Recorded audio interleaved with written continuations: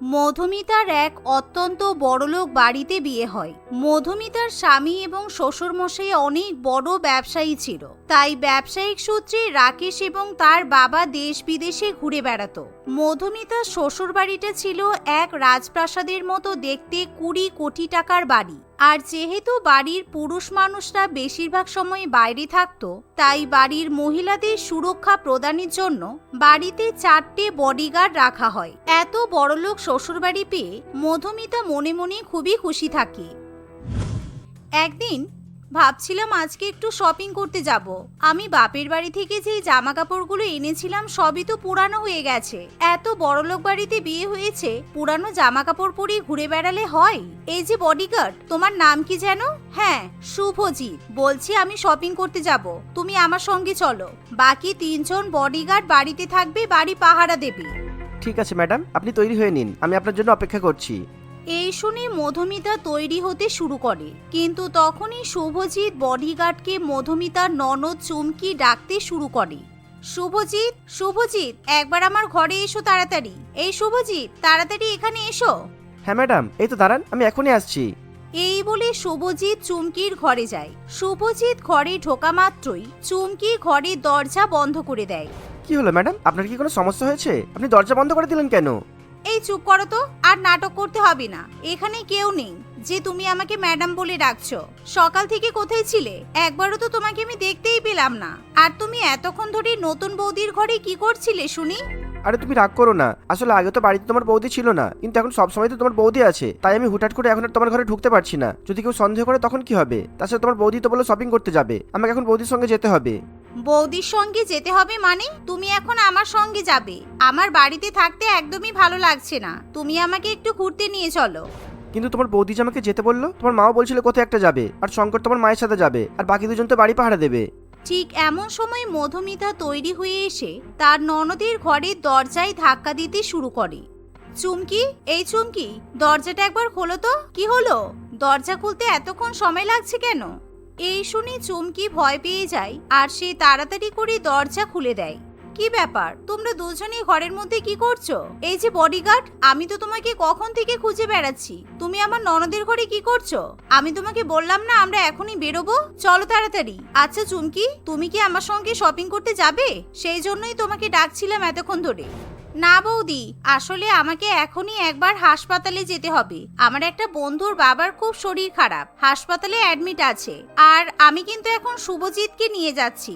আমি ওকে আগেই বলে রেখেছিলাম আমার সঙ্গে যেতে হবে। তুমি বরং অন্য কোনো বডিগার্ডের সঙ্গে চলে যাও। শুভজিৎ, চলো, আমার ব্যাগটা নাও। এই বলে শুভজিৎ এবং চুমকি বাড়ি থেকে বেরিয়ে যায়, যা দেখে মধুমিতা খুবই অবাক হয়। এমনকি চুমকি তাদের গাড়ির ড্রাইভারকেও সঙ্গে করে নিয়ে যেতে চায় না। ড্রাইভার, তুমি চাবিটা দাও। তোমার গাড়ি চালানো আমার একদমই পছন্দ নয়। তোমার থেকে তো ভালো শুভজিৎ গাড়ি চালাতে পারে। আজকে শুভজিৎ আমাকে গাড়ি চালিয়ে নিয়ে যাবে। তোমার আজকে ছুটি, যাও। এই বলে চুমকি এবং শুভজিৎ দুজনেই গাড়ি করে বাড়ি থেকে বেরিয়ে যায়। আমার কিন্তু খুব টেনশন হচ্ছে চুমকি, তোমার বৌদি আমাদের উপর সন্দেহ করলো না তো? যদি তোমার বৌদি জেনে যায় আর তোমার দাদাকে বলে দেয়, তাহলে কিন্তু সমস্যা হয়ে যাবে। আরে না না, তুমি একদম চিন্তা করো না, কিছুই হবে না। তুমি আমাদের বাড়ির বডিগার্ড, তাই আমি তোমার সঙ্গে যেখানে ইচ্ছা যেতে পারি। আমার সঙ্গে তুমি 24 ঘন্টা থাকবে, এটাই তো তোমার কাজ। তুমি যে আমার বয়ফ্রেন্ড, এটা কেউ কখনো জানতেই পারবে না। কিছুক্ষণ পর চুমকি তার বডিগার্ড অর্থাৎ তার বয়ফ্রেন্ডের সঙ্গে একটা পার্কে চলে যায়। পার্কে দুজনে পাশাপাশি বসে হাত ধরে একসাথে অনেক অনেক গল্প করতে থাকে। তারা একসাথে সেলফিও তোলে। অন্যদিকে মধুমিতা কোনো বডিগার্ড ছাড়াই একা একা বাড়ি থেকে বেরিয়ে যায়। সে প্রথমে নিজের মতো কিছু কেনাকাটা করে। বাড়ি ফেরার পথে তার হঠাৎই এক ছোটবেলার বন্ধু ললিতার সঙ্গে দেখা হয়। 2 ছোটবেলার বান্ধবী একসাথে সময় কাটানোর জন্য সেই পার্কে ঘুরতে চলে যায়, যেই পার্কে চুমকি তার বয়ফ্রেন্ডের সঙ্গে বসে থাকে। সেখানে গিয়ে মধুমিতা দেখে চুমকি এবং তার বয়ফ্রেন্ড বডিগার্ড একে অপরকে পাপড়ি চাট খাইয়ে দিচ্ছে, যা দেখে মধুমিতা একেবারে আকাশ থেকে পড়ে। আরে এ কি, চুমকি তো বলেছিল হাসপাতালে যাবে, কিন্তু এখানে বডিগার্ডের সঙ্গে পার্কে বসে কি করছে? তাছাড়া ওরা একে অপরকে পাপড়ি চাট খাইয়ে দিচ্ছে কেন? ঠিক এমন সময় হঠাৎ করে শুভজিৎ মধুমিতাকে দূর থেকে দেখতে পেয়ে যায়, আর সে তখনই নাটক করতে শুরু করে। হ্যাঁ ম্যাডাম, আপনার কথা মতো আমি পাপড়ি চাটটা খুব ভালো মতো টেস্ট করে দেখে নিয়েছি। পাপড়ি চাটের ঝাল একদমই বেশি নেই, নুনটাও একদম ঠিকঠাকই আছে, তবে টকটা একটু কম আছে। আপনি বললে আমি টকটা আরেকটু বেশি করে দিয়ে নিয়ে আসছি। আরে কি হলো, হঠাৎ করে তুমি আবার বডিগার্ডের ফর্মে ফিরে গেলে কেন? এখানে কেউ নেই, তুমি আমার বডিগার্ড নও, এখন তুমি আমার বয়ফ্রেন্ড। কি সুন্দর তুমি আমাকে পাপড়ি চাট খাইয়ে দিচ্ছিলে, আবার খাওয়াও। চুমকির কথা শুনে শুভজিৎ ইশারা করে মধুমিতাকে দেখানোর চেষ্টা করে। সে ফিসফিস করে চুমকির কানে কানে বলে, তোমার বৌদি ওইদিকে তাকিয়ে দেখো, তোমার বৌদি আসছে, মনে হচ্ছে আজকে আমরা ধরা পড়ে যাব। চুমকিও হঠাৎ করে পার্কে তার বৌদিকে দেখতে পেয়ে খুবই ভয় পেয়ে যায়। তোমাকে বলেছি না আমার বেশি টক পছন্দ, আমি তো বললাম পাপড়ি চাটওয়ালাকে বলবে বেশি করে টক দিতে। যাও আমার জন্য নতুন করে পাপড়ি চাট বানিয়ে নিয়ে এসো, একটা কাজও তোমার দ্বারা ঠিকঠাক ভাবে হয় না বলো। এই শুনে শুভজিৎ আবার পাপড়ি চাটওয়ালার কাছে চলে যায়। কি ব্যাপার চুমকি, আমি এসব কি দেখছি? তোমার কি বডিগার্ডের সঙ্গে কোনো চক্কর চলছে? একটু আগে দেখলাম তোমরা দুজনে একে অপরকে পাপড়ি চাট খাইয়ে দিচ্ছ। তাছাড়া তুমি তো বলেছিলে তুমি তোমার বন্ধুর বাবাকে দেখতে হাসপাতালে যাবে, এটা কি তাহলে তোমার হাসপাতাল? তুমি এত মিথ্যা কথা বললে কেন? আরে বৌদি, তুমি কি সিআইডির মতো আমার উপর নজর রাখছো? আমি হাসপাতালে গিয়েছিলাম, বন্ধুর বাবাকে দেখেও এসেছি, কিন্তু বাড়ি যাওয়ার সময় আমার একটু পার্কে ঘুরতে ইচ্ছা হলো, তাই আমি শুভজিৎকে নিয়ে এখানে এলাম। তাছাড়া তুমি ভুল দেখেছো, আমরা আবার কখন একে অপরকে পাপড়ি চাট খাওয়ালাম? শুভজিৎ বরং পাপড়ি চাটটা টেস্ট করে আমাকে বলছিল সবকিছু ঠিকঠাক আছে কিনা, এটা তো ওর কাজের মধ্যেই পড়ে। এভাবেই চুমকি পুরো ব্যাপারটা একেবারে ধামাচাপা দেওয়ার চেষ্টা করে। মধুমিতা সন্দেহ হলেও সে তখনকার মতো কিছু বলতে পারে না। কিছুক্ষণ পর মধুমিতা তার ননদের সঙ্গে এবং বডিগার্ডের সঙ্গে বাড়িতে ফিরে যায়, কিন্তু সেদিন থেকে মধুমিতা চুমকি এবং শুভজিতের উপর নজর রাখতে শুরু করে। মধুমিতা লক্ষ্য করে চুমকি যখনই বাইরে যায় সে শুধুমাত্র শুভজিতের সঙ্গেই বাইরে যায়, সে অন্য কোনো বডিগার্ডকে সঙ্গে নিয়ে কোথাও যেতে চায় না। তার উপর বেশিরভাগ সময় শুভজিৎ চুমকির ঘরেই সময় কাটায়। একদিন, শুভজিৎ, আমি 2-1 দিনের জন্য বাপের বাড়িতে ঘুরতে যাব। রাকেশ বলেছে তোমাকেও সঙ্গে করে নিয়ে যেতে, ও আমাকে একা একা বাপের বাড়িতে গিয়ে থাকতে দেবে না। চলো তুমি আমার সঙ্গে যাওয়ার জন্য তৈরি হয়ে নাও। দাঁড়াও, তার আগে আমি ব্যাগটা নিয়ে আসি। বৌদির কথা শুনে চুমকির ভীষণই রাগ হয়। মধুমিতা সেখান থেকে চলে যেতেই চুমকি তার বয়ফ্রেন্ডকে বলে, শুভজিৎ, তুমি বৌদিকে কিছু বলতে পারলে না? তুমি এখন বৌদির সঙ্গে বৌদির বাপের বাড়িতে গিয়ে থাকবে? আমি তোমাকে ছাড়া কিভাবে থাকবো? তুমি বৌদিকে বলো তোমার শরীর খারাপ আর কয়েকদিনের জন্য তোমার ছুটি চাই। তুমি প্লিজ কিছু একটা করো, তুমি বৌদির সঙ্গে চলে যাবে, এটা আমি কিছুতেই সহ্য করতে পারবো না। ততক্ষণে মধুমিতা সেখানে চলে আসে, কিন্তু ভারী ব্যাগ নিয়ে হাঁটতে গিয়ে হঠাৎ করে মধুমিতা নিজের ব্যালেন্স হারিয়ে ফেলে, আর সে উল্টে পড়ে যেতে যাবে এমন সময় হঠাৎই শুভজিৎ তাকে ধরে ফেলে, যার ফলে মধুমিতা আর পড়ে যেতে পারে না। কিন্তু যা দেখে চুমকি ভীষণই রেগে যায়। থ্যাংক ইউ শুভজিৎ, তুমি আমাকে বাঁচিয়ে নিলে, এই না হলে আমাদের বডিগার্ড, আমি যদি পড়ে যেতাম তাহলে যে কি হতো, আমার তো কোমরই ভেঙে যেত।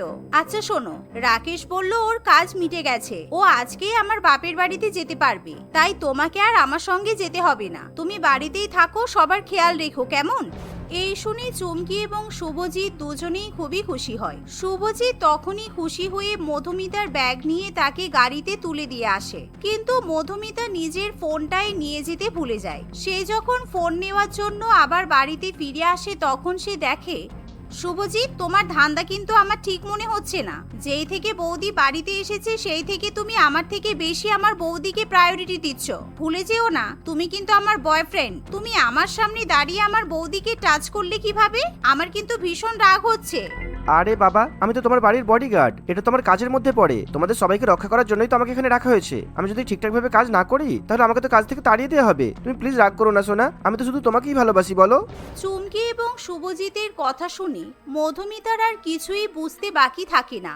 তার মানে শুভজিৎ আমার ননদের বয়ফ্রেন্ড? আমার প্রথম দিন থেকে ওদের উপর খুব সন্দেহ হচ্ছিল। চুমকি আর কাউকে পেল না, শেষ পর্যন্ত আমাদের বাড়ির বডিগার্ডকে বয়ফ্রেন্ড বানালো। কিন্তু শুভজিৎ তো মাত্র 30,000 টাকা স্যালারি পায়। এত বড়লোক বাড়ির মেয়ে হয়েও চুমকি এরকম বোকামি কাজকর্ম কেন করছে? তখনকার মতো মধুমিতা কোনো ঝামেলা সৃষ্টি না করে তার বাপের বাড়িতে চলে যায়, কিন্তু সে মনে মনে তার ননদকে নিয়ে খুবই দুশ্চিন্তা করতে থাকে। না না, যে করেই হোক চুমকিকে বোঝাতে হবে ও যেটা করছে সেটা একদমই ঠিক নয়। আমাকে আগে শুভজিতের ব্যাপারে সবকিছু জানতে হবে, তারপরেই আমি কিছু করতে পারবো। মধুমিতা অনেক খোঁজ খবর নেওয়ার পর জানতে পারে শুভজিৎ আসলে একজন বিবাহিত ছেলে, এমনকি তার দুটো ছেলে মেয়েও আছে, কিন্তু চুমকি সেসবের ব্যাপারে কিছুই জানতো না। যেহেতু শুভজিৎ দেখতে খুবই হ্যান্ডসাম এবং লম্বা চওড়া হওয়ায় চুমকি তাকে পছন্দ করে বসে, এমনকি চুমকি মনে মনে শুভজিৎকে বিয়ে করবে বলে স্বপ্নও দেখে ফেলে। কিন্তু সত্যিটা জানার পর মধুমিতা আর কিছুতেই চুপ করে থাকে না। একদিন, চুমকি, আমি তোমাকে বলেছিলাম না আমার মায়ের হার্টের অপারেশন হবে, আমার এই মুহূর্তে 10 লক্ষ টাকা দরকার, তুমি কি আমাকে দিতে পারবে? ঠিক তখনই মধুমিতা এবং রাকেশ সেখানে চলে আসে। শুভজিৎ, অনেক হয়েছে, তোমার নাটক এবার বন্ধ করো। চুমকি, তুমি সত্যি ভীষণ বোকা, তুমি আর কাউকে নয় শেষ পর্যন্ত বাড়ির বডিগার্ডের সঙ্গে চক্কর চালাচ্ছ। শুভজিৎ শুধুমাত্র তোমাকে ব্যবহার করছে, ও আগে থেকেই বিবাহিত, ওর দুটো ছেলে মেয়েও আছে, এই দেখো আমার ফোনে ছবি আছে। আর ওর বাবা মা তো কেউ নেই, ওর বাবা মা অনেকদিন আগেই মারা গেছে, ও শুধুমাত্র টাকার লোভে পড়ে তোমার বয়ফ্রেন্ড হওয়ার নাটক করছে। সত্যিটা জানার পর চুমকি একেবারে আকাশ থেকে পড়ে, আর শুভজিৎ ভয়ে চোটে ঘামতে শুরু করে দেয়। আমার ভুল হয়ে গেছে স্যার, আমাকে ক্ষমা করে দিন, আমি আর কখনো আপনার বোনের দিকে তাকাবো না। চুমকি নিজেই আমার গার্লফ্রেন্ড হতে চেয়েছিল, এতে আমার কোনো দোষ নেই, আমার কাজটা যাতে হারিয়ে না যায় সেই জন্য আমি সত্যিটা বলতে পারিনি। শয়তান ছেলে, এতদিনে তুমি আমার কাছ থেকে অনেক টাকা লুটেছো। তুমি ম্যারিড জানলে আমি কখনোই তোমার সঙ্গে রিলেশনশিপে যেতাম না। দাদা প্লিজ তুই আমাকে ক্ষমা করে দে, আসলে আমার সব বন্ধুদেরই বয়ফ্রেন্ড ছিল, কিন্তু আমি যেহেতু একা একা বাড়ির বাইরে বেরোতে পারি না, সবসময় আমার সঙ্গে বডিগার্ডরা থাকে, তাই আমি চাইলেও বাইরে বয়ফ্রেন্ড পাতাতে পারতাম না, কারণ আমি জানি এগুলো তুই একদমই পছন্দ করিস না। সেই জন্য আমি আমার বন্ধুদের মতো লাইফটা এনজয় করার জন্য শুভজিৎকে আমার বয়ফ্রেন্ড বানিয়েছিলাম, কিন্তু আমি আর কখনো এরকম ভুল কাজ করব না। এভাবেই চুমকি তার দাদা এবং বৌদির কাছে ক্ষমা চেয়ে নেয়। রাকেশ তখনই শুভজিৎকে বডিগার্ডের কাছ থেকে তাড়িয়ে দেয়। সেদিনের পর থেকে চুমকি আর সহজে কাউকে বিশ্বাস করে না। দেখতে দেখতে কিছুদিনের মধ্যে খুব ভালো পরিবার দেখে রাকেশ তার বোনের বিয়ে দেয়। বিয়ের পর চুমকি সুখে শান্তিতে সংসার করতে থাকে। দীপান্বিতা, আর কত দেরি করবে? তাড়াতাড়ি আমার শার্টের বোতামটা লাগিয়ে দাও, আমার অফিসে যেতে দেরি হচ্ছে তো। আরে দেখো না, এখানে তো অনেক রঙের বোতাম আছে, আমি ভাবছি কোন বোতামটা তোমার শার্টের সঙ্গে ভালো মানাবে। এই লালটা দেব নাকি এই সবুজটা? না না, এই কালোটা দিই নাকি? উফ, তোমাকে নিয়ে আর পারি না আমি। আমার সাদা রঙের শার্টের সঙ্গে তুমি লাল, সবুজ, হলুদ, কালো বোতাম লাগাবে কেন? তুমি কি আমাকে জোকার তৈরি করবে? সাদা বোতাম লাগাও, সাদা, বুঝতে পেরেছো? ও আচ্ছা, সাদা, ওকে ওকে, আমি বুঝেছি। কিন্তু নিখিল, কি আবার কি হলো তোমার? দেখো না, এখানে তো অনেকগুলো সুচ রাখা আছে, দেখো, বড় ছোট মোটা সরু, কোনটা দিয়ে সেলাই করব বুঝতেই তো পাচ্ছি না। আর সাদা রঙের ঠিক কোন বোতামটা দেব সেটাও তো বোঝা যাচ্ছে না, বড়টা নাকি ছোটটা। ক্ষমা করো আমার মা, আমার ভুল হয়ে গেছে তোমাকে বোতাম লাগিয়ে দেওয়ার জন্য বলাটা, পুরো মাথা নষ্ট একেবারে। আরে বাবা, তুই বৌমাকে কেন বলতে গেলি শুধু শুধু? তুই কি পাগল? একটা বোতাম লাগাবি তার আগে লাখখানেক প্রশ্ন করবে, সকাল থেকে রাত হয়ে যাবে। এদিকে দে, আমি বোতাম লাগিয়ে দিচ্ছি, আয় বাবা আয়। দীপান্বিতা তার বর নিখিল এবং তার শাশুড়ি মা লাবণী দেবীর সঙ্গে বাস করত। দীপান্বিতা ছোটবেলা থেকেই খুব সরল সাদাসিধে ছিল, তাই সবাই তাকে বোকা বলেই ডাকত। সে প্রত্যেকদিন এমন এমন সব কুকর্ম করত যে তার বর ও শাশুড়ি মা তাকে নিয়ে বিরক্ত হয়ে উঠেছিল। এমনই একদিন দীপান্বিতার বর ও শাশুড়ি মা বাড়িতে না থাকায় সে একাই ছিল। তখন সে বাইরে থেকে একটা মহিলার চেঁচামেচির আওয়াজ শুনতে পায়। বাইরে বেরিয়ে এসে, পুরানো জামা প্যান্ট শাড়ি চুড়িদার দিয়ে নতুন নতুন স্টিলের থালা বাসন নিয়ে যান, স্টিলের তৈরি ভারী ও মজবুত বাসনপত্র, হাঁড়ি আছে, কড়াই আছে, গ্লাস আছে, বাসন আছে, বাটি আছে, যা চাইবেন তাই পাবেন, শুধুমাত্র পুরানো জামা কাপড়ের বদলে। ওয়াও, পুরানো জামা কাপড় দিলে এত ভালো ভালো জিনিস পাওয়া যাবে? বাহ, আজকে তো আমাদের অনেক লাভ হবে দেখছি। এই যে সত্যি বলছো তো? পুরানো জামা কাপড় দিলে তুমি আমাকে এই হাড়িটা আর এই যে এই বড় কড়াইটা দেবে তো? আগে জামা কাপড়গুলো নিয়ে এসো, দেখতে হবে তো, তারপর বলতে পারবো। যেমন কাপড় তেমন জিনিস পাবে, নিয়ে এসো আগে, যাও। দীপান্বিতা জামা কাপড় নিতে ঘরে চলে আসে। কি দেওয়া যায়, আমার তো কোনো পুরানো জামা কাপড় নেই। হ্যাঁ, আইডিয়া, নিখিল বলছিল এই কোট প্যান্টগুলো ও আর পরবে না, তাহলে এগুলোই দিয়ে দিই। পরবে না যখন, তখন শুধু শুধু আলমারিতে রেখেও তো লাভ নেই। এই বলে দীপান্বিতা নিখিলের 8টা কোট প্যান্টের সেট আলমারি থেকে নিয়ে এসে বলে, এই নাও, আমার বরের কোট প্যান্টগুলো তোমাকে দিলাম, এবার এই বড় হাড়ি আর কড়াইটা আমাকে দাও। এ কি বোকা মেয়ে রে বাবা, সকাল সকাল মনে হয় ভালো কারোর মুখ দেখে এসেছিলাম। একে আরো বেশি করে ঠকালে তবেই তো আসল মজা পাওয়া যাবে। এত ভালো মুরগি ফেসেছে। দিদিমণি, আপনি কোট প্যান্টগুলো দিয়ে আমার মন খুশি করে দিলেন। আপনি এক কাজ করুন, আরো কিছু জামা কাপড় নিয়ে আসুন, তাহলে এখানে যা যা বাসনপত্র আছে আমি আপনাকে সব দিয়ে দেব। কি সত্যি বলছো তো? এগুলো সব দেবে আমাকে? দাঁড়াও, আমি এখনই আসছি।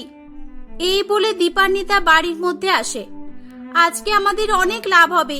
আমাকে নিখিল আর মা সবসময় বোকা বলে, তাই তো আজকে আমিও দেখিয়ে দেব যে আমি বোকা নই, আমি খুব চালাক। কিন্তু এখন কোন জামা কাপড়গুলো দেব? হ্যাঁ, আইডিয়া। দীপান্বিতা তার শাশুড়ি মায়ের ঘরে এসে আলমারিটা খোলে। এই তো, এই শাড়িগুলো পুরানো হয়ে গেছে, মা বলেছিল নতুন শাড়ি কিনবে, এগুলো সব দিয়ে দিই তাহলে। এই বলে দীপান্বিতা তার শাশুড়ি মায়ের আলমারি থেকে সব শাড়ি দিয়ে দেয় এবং তার বদলে বাসনপত্রওয়ালি তাকে সব জিনিসপত্র দিয়ে সেখান থেকে চলে যায়। এগুলো সামনে টেবিলের উপরেই রাখি, যেন মা বাড়িতে এলেই দেখতে পায় আর আমার অনেক নাম করে। কিছুক্ষণ পর নিখিল ও তার মা বাড়ি ফিরে আসে। বৌমা, এগুলো কোথা থেকে এলো? এতগুলো বাসন বাটি, গ্লাস, হাঁড়ি, কড়াই, এগুলো কোথা থেকে কিনলে? আর এত টাকা তুমি পেলেই বা কোথায়? সেটাই তো ব্যাপার, পেলাম। আসলে মা, আপনার বুদ্ধিমতী বৌমার কাছে এগুলো কোনো ব্যাপার নয়। সে টাকা পয়সা ছাড়াই দামি দামি জিনিস কিনতে পারে। এগুলো আমি একদম ফ্রিতে পেয়েছি। ফ্রিতে? কে দিল তোমাকে? আবার কি খিচুড়ি পাকালে শুনি? দেখো আবার কি রঙ্গ তামাশা করে বসে আছে। দীপান্বিতা তার বর ও শাশুড়ি মাকে সবটা জানায়। দীপান্বিতা, তুমি কি পাগল? দূর বাবা, আমার অত দামি দামি কোট প্যান্টগুলো তুমি দিয়ে দিলে? উফ, আমার মাথাটা জাস্ট গরম হয়ে যাচ্ছে। কেন? তুমি তো বলেছিলে তুমি তোমার কোট প্যান্টগুলো আর পরবে না, তাই জন্যই তো দিয়ে দিলাম। পরবেই না যখন, তখন বাড়িতে কোট প্যান্টগুলো রেখে কি আর আচার দেবে? এত ভালো একটা কাজে লাগালাম, তারপরও তোমাদের কাছে কথা শুনতে হচ্ছে। আরে, তুমি তো দেখছি একটা আস্ত গাধা। আমি বলেছিলাম গরমকাল পড়ে গেছে, তাই এখন আর কোট প্যান্ট পরবো না। তার মানে তো এই নয় যে আমি আর কোনোদিনই পরবো না। বৌমা, এ আমি কি দেখলাম? আমার আলমারিতে একটাও শাড়ি নেই, তুমি সব শাড়িগুলো দিয়ে দিয়েছো। আমার সবকটা শাড়ি কত ভালো ভালো ছিল, তুমি ভালো শাড়িগুলো দিলে কেন? ভালো তাতে কি হয়েছে মা? ওগুলো তো পুরানো ছিল। আপনি তো আমাকে কদিন আগে বলেছিলেন যে আপনি নতুন শাড়ি কিনবেন, তাই আমি ভাবলাম ওগুলো পুরানো হয়ে গেছে। আমার এত রাগ হচ্ছে তোমার উপর, কি বলবো। আমি বলেছিলাম যে কয়েকটা নতুন শাড়ি কিনবো, অনেকদিন নতুন শাড়ি কেনা হয়নি। তার মানে এটা নয় যে সব শাড়ি আমার পুরানো হয়ে গেছে, আমি ওগুলো পরবো না। দীপান্বিতাকে তার বোকামির জন্য খুব বকাবকি করা হয়। বেশ কয়েকদিন কেটে যায়। একদিন নিখিল অফিস থেকে বাড়ি এসে বলে, মা জানো, আমাদের বস এমপ্লয়ি ও তাদের ফ্যামিলিকে নিয়ে দার্জিলিং যাওয়ার ট্রিপ করছে। যে যে যাবে তাদের নাম লিস্ট তৈরি করতে বলেছে। মা, এটা খুব ভালো সুযোগ। বসকে যদি কোনোভাবে ইমপ্রেস করা যায় না, তাহলে আমার প্রমোশন একেবারে পাকা। বাহ, খুব ভালো তো। আমরা কবে যাচ্ছি তাহলে? এই তো 3 দিন পর। কিন্তু মা, আমার তো দীপান্বিতাকে নিয়ে খুব টেনশন হচ্ছে। ও বসের সামনে যদি আবার কোনো বোকামি করে বসে। আমাদেরকে খুব বুদ্ধি করে বসকে ইমপ্রেস করতে হবে। তুমি দীপান্বিতাকে সামলে রাখবে প্লিজ। ওকে একা ছাড়বে না কিছুতেই, বলে দিলাম। নিখিলদের বাড়ির পাশে প্রতাপ নামে তার এক বন্ধু বাস করত। প্রতাপ ও নিখিল একই অফিসে চাকরি করত। নিখিলের মতো সেও তার বউকে এসে তাদের স্যারকে ইমপ্রেস করে প্রমোশন করার কথা বলে। তার বউ মধু বলে, আরে তুমি চিন্তা করো না, নিখিলদার প্রমোশন আমি কিছুতেই হতে দেব না। প্রমোশন হলে শুধু তোমারই হবে। আর ওর ওই যে বোকা বউটার কি নাম যেন? দীপান্বিতা। হ্যাঁ, ঠিক আছে। পরের দিন দীপান্বিতার সঙ্গে মধুমিতা দেখা করতে আসে। বৌদি, আমি শুনেছি যে তোমার বাড়ির সবাই তোমাকে বোকা বলে, কিন্তু তোমার সঙ্গে কথা বলে আমি যেটা বুঝলাম, তুমি তো ভালোই চালাক চতুর বুদ্ধিমতী মেয়ে। আমি তোমার কষ্টটা বুঝতে পারি গো। আমারও একসময় তোমার মতোই অবস্থা ছিল। শোনো, তুমি যদি চাও যে তোমার বাড়ির সবাই তোমার খুব প্রশংসা করুক, তাহলে আমার কথা মতো চলো। মধু দীপান্বিতাকে কিছু একটা বুঝিয়ে দিয়ে সেখান থেকে চলে যায়। কয়েকদিন পর তারা সবাই মিলে দার্জিলিং এ যাওয়ার জন্য জার্নি শুরু করে। স্যার এই নিন, এতে লুচি মাংস কষা আছে, আমার বউ আপনার জন্য বানিয়েছে। ওহো, লুচি আর মাংস কষা, অনেক দিন পর খাবো। বাসে জার্নি করতে করতে লুচি মাংস পাবো আমি আশা করিনি। তাদের বস মনমোহন বাবুকে লুচি তরকারি খেতে দেখে নিখিল দীপান্বিতাকে বলে, দীপান্বিতা, তুমি যে বসের জন্য পোলাও বানিয়েছিলে না, কই দাও এবার। বস একবার আমার বউয়ের হাতের পোলাও খেয়ে দেখুক। দাও দাও, টিফিন বক্সটা দাও। টিফিন বক্সটা আমি নিয়ে আসিনি তো। অত বড় টিফিন বক্স আমার ব্যাগে ধরছিল না যে। আর তাছাড়া আমি কখন পোলাও বানালাম? পোলাও তো মা বানিয়েছিল, তাই না মা, বলো? ওহ, মুখটা বন্ধ রাখো, তোমাকে নিয়ে আসাটাই ভুল হয়েছে। সবার সামনে দিলে তো প্রেস্টিজ ডাউন করে। এই টিফিনে কি এনেছো তাহলে? দেখি, লাড্ডু। তুমি লাড্ডু কেন এনেছো? নিজে খাওয়ার জন্য? ঠিক আছে, গেল বেশি করে। ঠিক তখনই তাদের বাসটি একটা জায়গায় দাঁড়িয়ে পড়ে এবং বাসে 3 জন ডাকাত বন্দুক নিয়ে উঠে পড়ে। এই এই, কার কাছে কি সোনা দানা টাকা পয়সা আছে? বের কর, বের কর, তাড়াতাড়ি বের কর, না হলে সোজা করে পাঠিয়ে দেব। দে দে, তাড়াতাড়ি দে। সবাই নিজের নিজের জীবন বাঁচানোর জন্য টাকা পয়সা সোনা গহনা দিতে শুরু করে। কি হলো? এই, তোর টিফিন বক্সে কি আছে? হ্যাঁ, হাতে নিয়ে বসে আছিস যে, কি আছে দে দেখি। এতে লাড্ডু আছে, আর আমি তোমাকে এই লাড্ডুগুলো দিতে পারবো না। এগুলো আমি বসের জন্য এনেছি। বস? এখন তোদের বস আমরাই। এই বাসটাকে আমরা কবজা করেছি। দে লাড্ডুগুলো দে। ডাকাতি করতে করতে এমনিও খুব খিদে পেয়েছিল। এই নে কালু লালু, তোরাও লাড্ডু খা। এই বলে ডাকাতগুলো সব লাড্ডুগুলো খেয়ে ফেলে। কিছুক্ষণ পর তাদের 3 জনেরই পেট গুড়গুড় করতে শুরু করে এবং 3 জনেরই খুব জোরে পটি পায়। এই, আমার পেটটা তো কেমন করছে, আমি একটু জঙ্গলে যাই, পেটটা হালকা করে আসি। তোরা দাঁড়া এখানে, পাহারা দে। এই, আমিও যাব, আমারও পেটটা গুড়গুড় করছে, তোরা দাঁড়া এখানে। না না, আমি আগে যাব, না হলে আমার এখনই বেরিয়ে যাবে। এই বলে ডাকাত 3টে এক এক করে জঙ্গলের মধ্যে পেট পরিষ্কার করতে যায়। অনেকবার পটি করার পর তারা ক্লান্ত হয়ে পড়ে। এরই মধ্যে নিখিল সেখানে পুলিশকে ফোন করে ডেকে নেয়। ধরা তো পড়েই গেলাম, লাড্ডুতে কি মিশিয়েছিলে সেটা একবার জানতে চাই শুধু। আমি তো লাড্ডুতে জোলাপ মিশিয়েছিলাম। মধু, তুমিই তো আমাকে বলেছিলে এই লাড্ডুগুলো বস আর তার ওয়াইফকে খাওয়ালে ওনারা খুশি হয়ে নিখিলের প্রমোশন করে দেবেন। মধু ও প্রতাপ লজ্জায় মাথা নিচু করে নেয়। আপনারা নিয়ে যান এদের। নিখিল, আজকে আমরা ডাকাতগুলোর হাত থেকে রেহাই পেলাম শুধুমাত্র তোমার বুদ্ধিমান বউয়ের জন্য। বাড়ি ফিরাই আমি তোমার একটা বড় প্রমোশনের ব্যবস্থা করব। আর প্রতাপ, তোমার সঙ্গে আমি বাড়ি ফিরাই দেখা করছি, তোমার ব্যবস্থা হবে। সবাই মিলে দীপান্বিতার অনেক নাম করে, কিন্তু দীপান্বিতা মনে মনে একটা কথাই ভেবে যাচ্ছিল, বস তো লাড্ডু খেলোই না। লাড্ডু না খেয়েও সবাই আমার এত প্রশংসা করছে কেন, সেটাই তো বুঝতে পারছি না আমি।